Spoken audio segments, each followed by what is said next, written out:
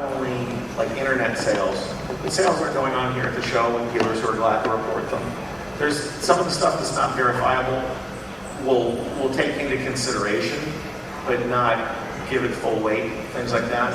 And if watched over the years, the one thing that Bob Overstreet does with the prices is a record price will be reported, but it's not necessarily going to move the established price for a comic. You need to have a trend sustained before you have, it going herky-jerky, either down or up.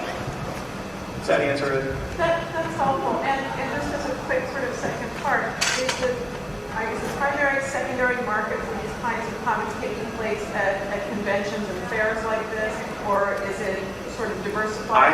I think it's all over the place. I mean, there's many different things. Like, you're not going to see a record sale come out of most conventions anymore. I mean, you're going to see that out of auctions and internet sales and things like that.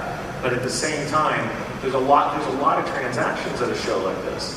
But the record-breaking ones seem to be going both in private transactions and in the big auctions. Richie, why don't you add something? Sitting in front of you, Richard Evans owns several stores in Texas. If I could continue a part of her question that she didn't know to ask, but does the Overstreet have a database that they dump prices into, or is it all about Overstreet's head? I think that's a pertinent question. It is a pertinent question. There are various files and mechanisms. It's not one big database. Answer the second question. Can I make a comment that will make all of you collectors ill as we are? We used to have a garage full of... All right, yeah. One in the back.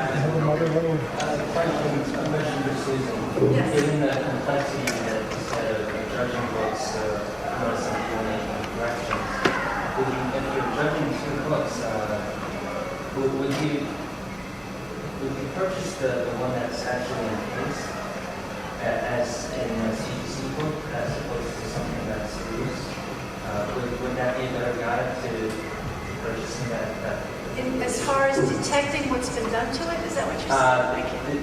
The actual value of the book, determining which would be the better investment.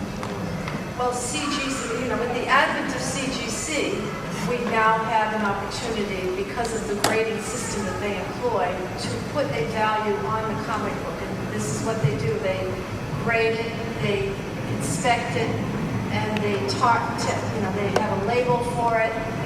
You have a book that you buy at a convention that's not slabbed. It can be risky because you need to look the book over for any restoration detection.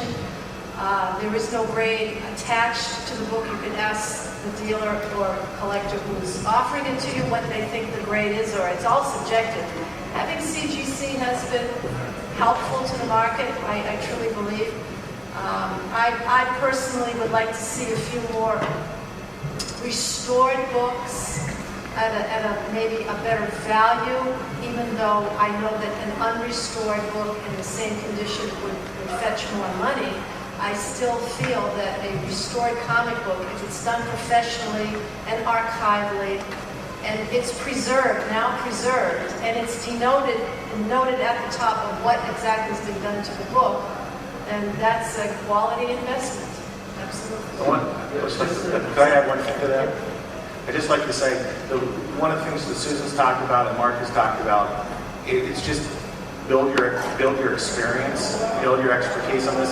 Information serves everyone.